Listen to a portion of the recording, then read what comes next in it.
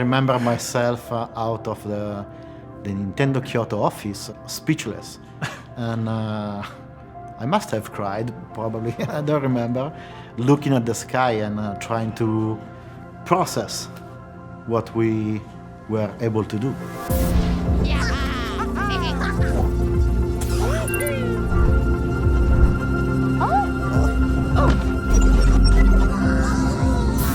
So, Davide, you're on your way to see Miyamoto, legendary game designer. You're about to show him your game for the first time.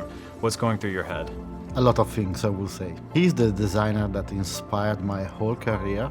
The 30 minutes before entering the room and having the chance to work with Miyamoto, I was completely scared. At some point, I wanted to run away, to be honest.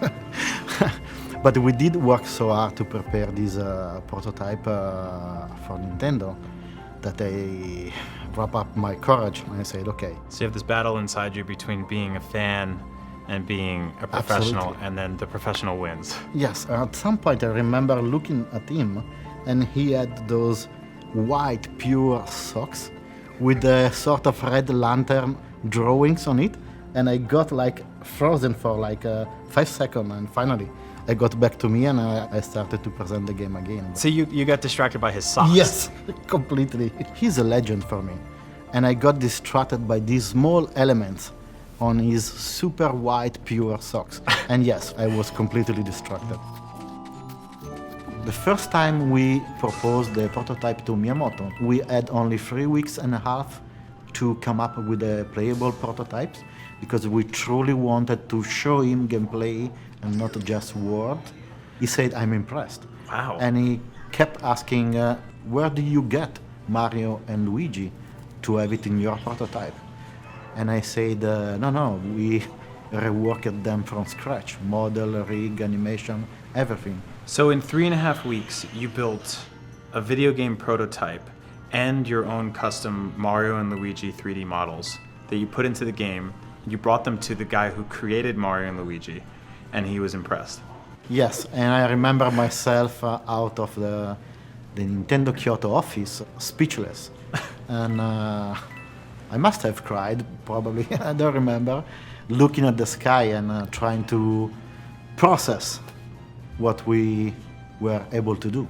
This seems to be a running theme with you, and justifiably. I don't want to say that you're constantly crying, but you're crying a lot because of Miyamoto.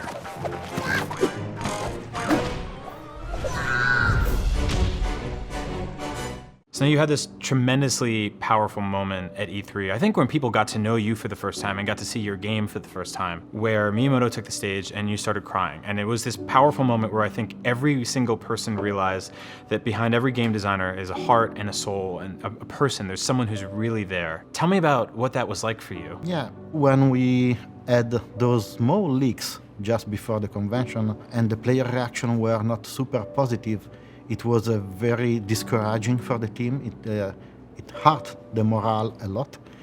But then when we finally arrived there, I was not expecting him to call out for my name, but him being there, I saw the huge positive reaction from the audience. At that moment, I said, okay, this is a big reward for the team finally. Here we go!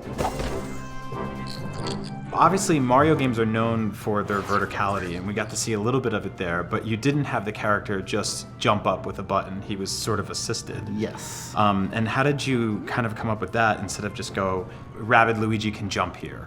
Whenever the first time I've met with Miyamoto-san, he specifically told me, don't make this game a platform game.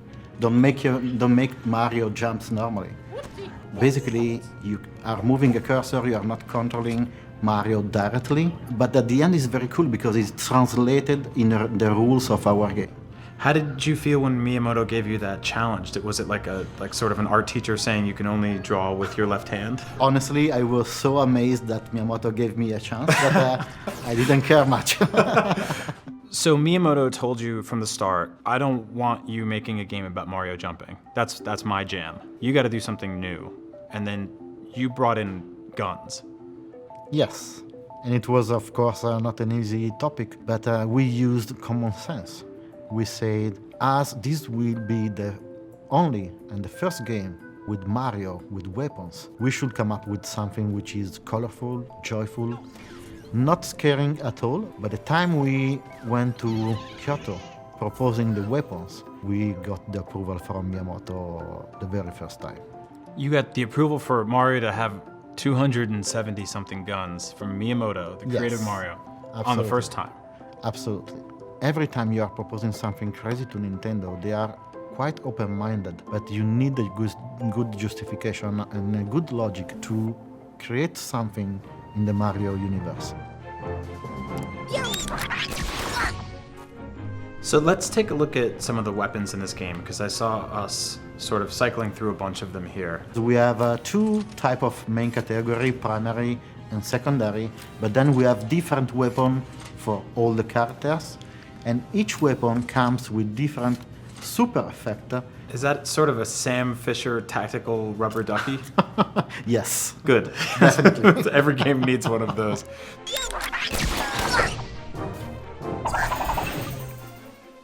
So you're trying to find this balance which you found with the game, which is I want to make something that's a Mario game. I also want to make a tactical game. And then I want to bring in these insane characters called the Rabbids. How do you sort of manage that push and pull of making sure that all three of those tenets are satisfied? First of all, exchanging what is good on one side and what is good on another side.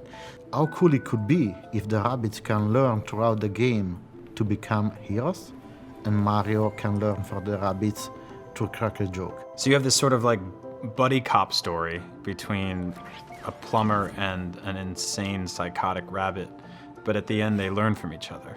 Yes. That's brilliant. So now you've been playing Miyamoto's games and video games in general your entire life. When did you know you wanted to become a game designer?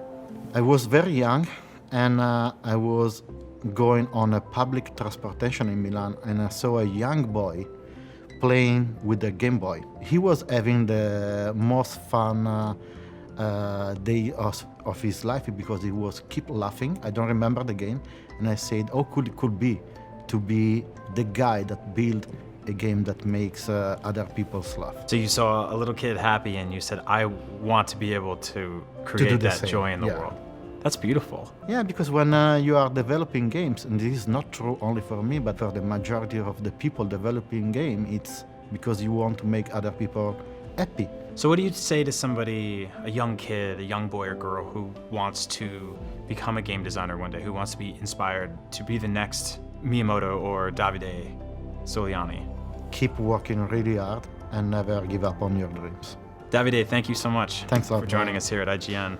And I'm incredibly honored to meet you and hear about your story. The same for me.